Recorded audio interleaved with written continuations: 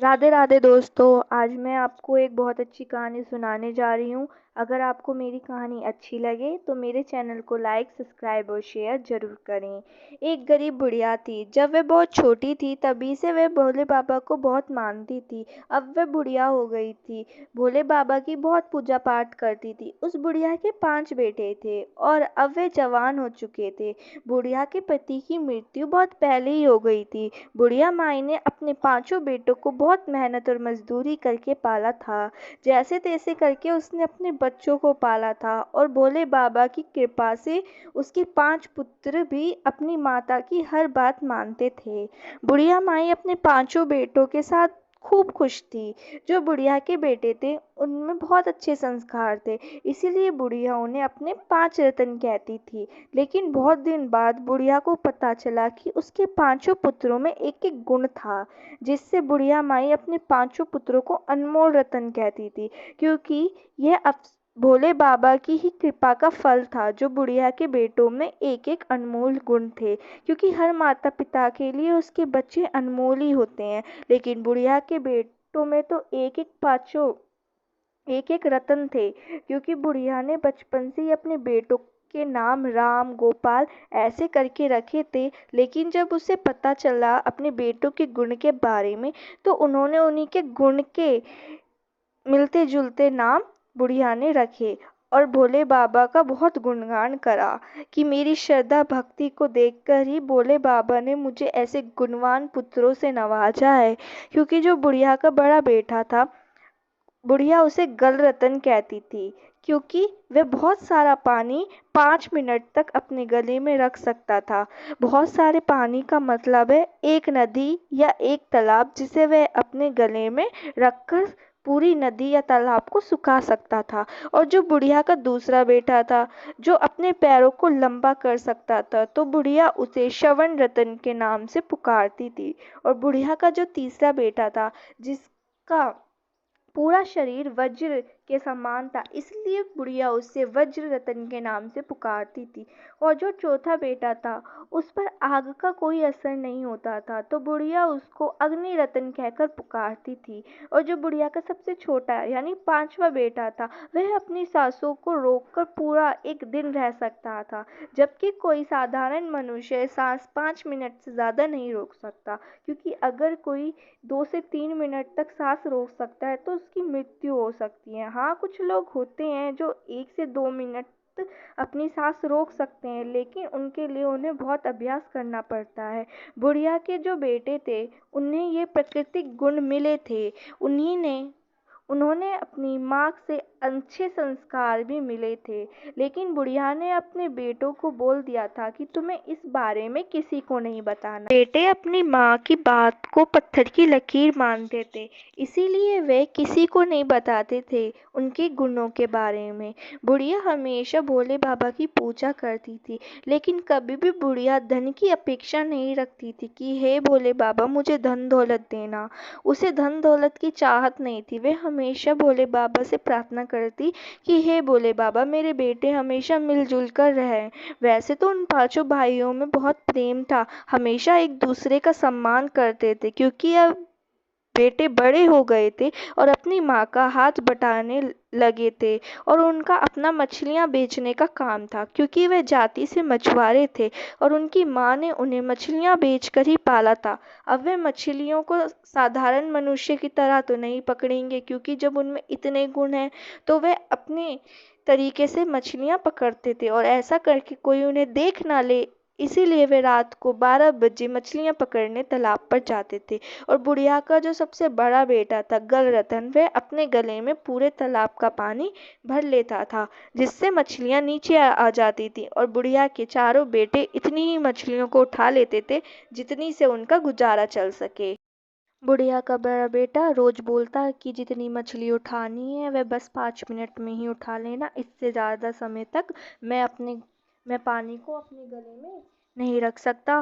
फिर पूरा पानी मैं तालाब में छोड़ दूंगा, नहीं तो मेरा गला फट जाएगा। जब व्यक्ति एक ही बात को बार बार बोलेगा तो गलती कैसे होगी। तो वे चारों भाई 5 मिनट से पहले ही जितनी मछली लेनी होती है ले लेते हैं। फिर 5 भाई घर आ जाते हैं और उनमें से कोई भी एक बाजार में जाकर मछलियों को बेच देता है। ऐसे ही वह हर दिन करते थे। बाजार में जो दूसरे मछुआरे थे वह उन भाइयों से जलते थे। वे आपस में कहते थे कि हमें तो मछलियाँ मिलती नहीं हैं, इनको न जाने कहाँ से मिल जाती हैं। क्योंकि उनकी मछलियाँ ताज़ी होती थी तो बाजार में सही दामों में और जल्दी बिक जाती थी। और जो पांचों भाई थे उनके चेहरे भी आपस में मिलते थे। बुढ़िया के अलावा कोई उन्हें पहचान नहीं सकता था, कौन बड़ा कौन छोटा। एक दिन बुढ़िया के साथ उसका छोटा बेटा शांत रतन उसके साथ बाजार चला जाता है मछलियाँ बेचने, जो कि एक दिन तक बिना सांस लिए रह सकता है। तो एक मछुआरा उससे बोलता है, भाई तुम इतनी मछलियाँ कहाँ से लाते हो, मुझे भी बता दो, क्योंकि मैं भी उसी तालाब में जाता हूँ लेकिन मुझे तो मिलती नहीं है। तो मछुआरों की बात सुनकर शांत रतन को उस पर दया आ जाती है और उससे बता देता है और कहता है कि तुम रात को 12 बजे तालाब पर पहुंच जाना। और इधर घर आकर शांत रतन सारी बात अपने भाइयों को बता देता है। तो उसके भाई भी मान जाते हैं, क्योंकि उन्हें तो कोई लालच होता ही नहीं है। तो वह कहते हैं कि ठीक है। फिर रात को 12 बजे सभी लोग तालाब पर पहुंच जाते हैं। गलरतन पहले ही सभी मछुआरों को बता देता है कि 5 मिनट से ज़्यादा अपने गले में मैं पानी नहीं रोक सकता, इसलिए जो मछलियाँ तुम्हें लेनी है 5 मिनट के अंदर लेकर बाहर आ जाना। मछुआरे अपने स्वार्थ के लिए हाँ में हाँ बोल देते हैं। जैसे ही गलरतन नदी का पानी अपने गले में लेता है तो सारे मछुआरे इकट्ठा करने लग जाते हैं मछलियों को। गलरतन के चारों भाई समय से पहले ही बाहर आ जाते हैं और सोचते हैं कि मछुआरे भी पीछे पीछे आ रहे होंगे, लेकिन मछुआरे नहीं आते हैं। और गलरतन के गले में पानी भरा हुआ होता है तो वह कुछ बोल भी नहीं पाता है और उसके गले में पानी भी बर्दाश्त नहीं होता है, तो वह सारा पानी छोड़ देता है, जिससे वे सारे मछुआरे पानी में बह जाते हैं और डूबकर मर जाते हैं। और 2-4 मछुआरे जो बच जाते हैं, जो बाहर मछलियाँ संभाल रहे थे, वो मछुआरे राजा के पास जाकर उन भाइयों की शिकायत कर देते हैं। राजा के सिपाही आते हैं और गलरतन को पकड़ कर ले जाते हैं और उसे सजा देते हैं और कहते हैं कि इन लोगों की मृत्यु का कारण तुम हो। जो मछुआरों के परिवार वाले थे वे राजा से कहते हैं कि राजा साहब, जैसे इसने हमारे लोगों को पानी में डुबा कर मारा है, हम चाहते हैं इसको भी वही सज़ा मिले। तो राजा को उनकी बात सही लगती है और राजा कहते हैं कि आपके साथ न्याय होगा। फिर राजा गलरतन से कहते हैं कि अगर तुम्हारी कोई आखिरी इच्छा है तो हमें बता दो। तो गलरतन कहता है कि महाराज, मैं तो वैसे भी कल मृत्यु को प्राप्त होने वाला हूँ, इसलिए मैं चाहता हूँ कि मैं आखिरी बार अपनी माँ से मिल लूँ। राजा बोलता है ठीक है। फिर गलरतन अपने घर आ जाता है और अपने घर आकर अपनी माँ और भाइयों को सारी बात बता देता है।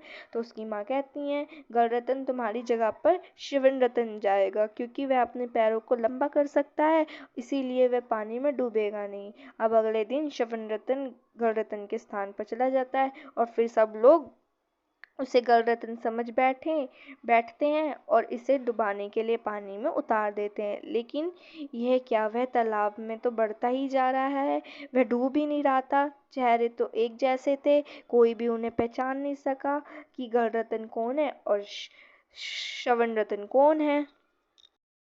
फिर सब लोग कहते हैं, जरूर इस पर तो किसी आत्मा का साया है। सब कहने लगे, महाराज ये ऐसे नहीं मरेगा। तो राजा कहता है ठीक है, कल मैं अपने जल्लाद से इसका सिर धड़ से अलग करा दूंगा। अब यह सजा सुनकर श्रवण रतन समझ ही गया कि इस समस्या से निपटने के लिए तो मेरे दूसरे भाई वज्ररतन को आना पड़ेगा। फिर वह राजा से कहता है कि महाराज, अगर आप मुझे दूसरी सजा तो देंगे ही, इसके लिए एक रात बाकी है, इसीलिए मैं चाहता हूँ कि यह समय मैं अपनी माँ के साथ बिताऊँ, क्योंकि कल तो मेरी मृत्यु निश्चित है। और राजा मान जाता है और वह अपने घर आ जाता है और अपनी माँ और भाइयों को वह सारी बात बता देता है।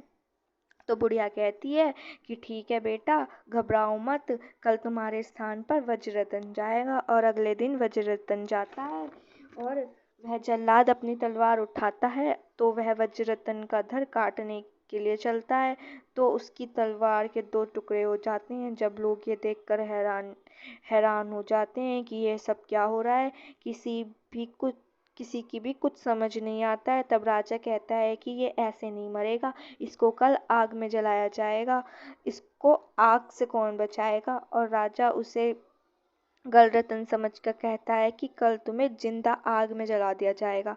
तब वह राजा से कहते हैं कि महाराज, जब मैं आज यहाँ आ रहा था तो मेरी माँ बहुत रो रही थी, क्योंकि कल तो मेरी मृत्यु निश्चित है, इसीलिए मैं आज अपनी माँ के पास रह लूँ, सुबह फिर आ जाऊँगा। और राजा उसे जाने देता है और घर जाकर वज्ररतन सारी बात अपनी माँ और भाइयों को बता देता है। बुढ़िया बहुत ही दिमाग से काम लेती है और हमेशा भोले बाबा से प्रार्थना करती है कि हे भोले बाबा, मेरी बेटों की रक्षा करना। बुढ़िया ने कभी भी अपनी जिंदगी में कभी भी किसी का बुरा करना तो दूर, इसके बारे में सोचा भी नहीं था, तो उसके साथ बुरा कैसे हो सकता था। उसे तो भोले बाबा पर पूरा भरोसा था। अगले दिन जो गलरतन बनकर जाता है वह बुढ़िया का छोटा बेटा होता है, जो अग्निरतन है। जब अग्निरतन को जिंदा आग में जलाया जाता है तो उस पर आग का कोई असर नहीं होता है और वह वहीं आग के अंदर नाचने गाने लगता है। यह देखकर जनता और राजा बड़े आश्चर्य में पड़ जाते हैं। तो अग्निरतन राजा से कहता है, महाराज, आपने मुझे तरह तरह की सजा दे दी, लेकिन पता नहीं मैं कैसे बच जाता हूँ। मगर कल तो मेरी मृत्यु निश्चित है, आज मुझे मेरी माँ के पास जाने दो। 2-4 दिन से मेरी माँ बहुत रो रही है।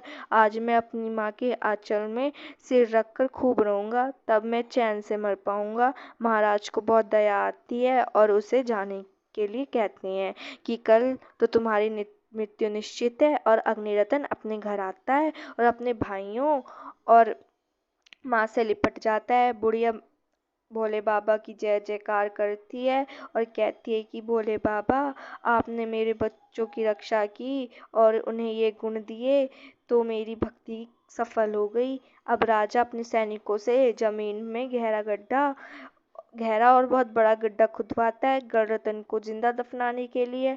अब राजा के सैनिक बुढ़िया के घर आते हैं गलरतन को ले जाने के लिए। तो बुढ़िया उन सैनिकों से कहती है कि मेरे बेटे को तो तुम मारने के लिए ले ही जा रहे हो, कम से कम इतना तो बता दो कि इसकी मृत्यु कौन सी सजा से होने वाली है। तो सैनिक बुढ़िया को बताते हैं कि तुम्हारे बेटे को जिंदा दफनाया जाएगा। तो फिर बुढ़िया अपने छोटे बेटे शांतरतन को जाने के लिए कहती है। शांतरतन खुशी खुशी अपनी माँ की आज्ञा अनुसार सैनिकों के साथ चला जाता है। अब राजा के सैनिकों ने जो गड्ढा खोदा था उसमें उसे लेटाकर ऊपर से मिट्टी डाल दी जाती है। और जब रात हो जाती है, बुढ़िया अपने चारों बेटों के साथ जाती है और सारी मिट्टी को हटाकर शांतरतन को बाहर निकाल लेती है और उस गड्ढे को उसी मिट्टी से भर देती है ताकि किसी को शक ना हो। और बुढ़िया फिर फैसला करती है कि अब हम इस राज्य में नहीं रहेंगे, हम कहीं दूर जाकर रहेंगे जहाँ पर मेरे बच्चे सुरक्षित रहें। अब बुढ़िया अपने बच्चों को लेकर कहीं दूर चली जाती है और वह वहाँ भी भोले बाबा की पूजा करवाना नहीं भूलती है। धन्यवाद।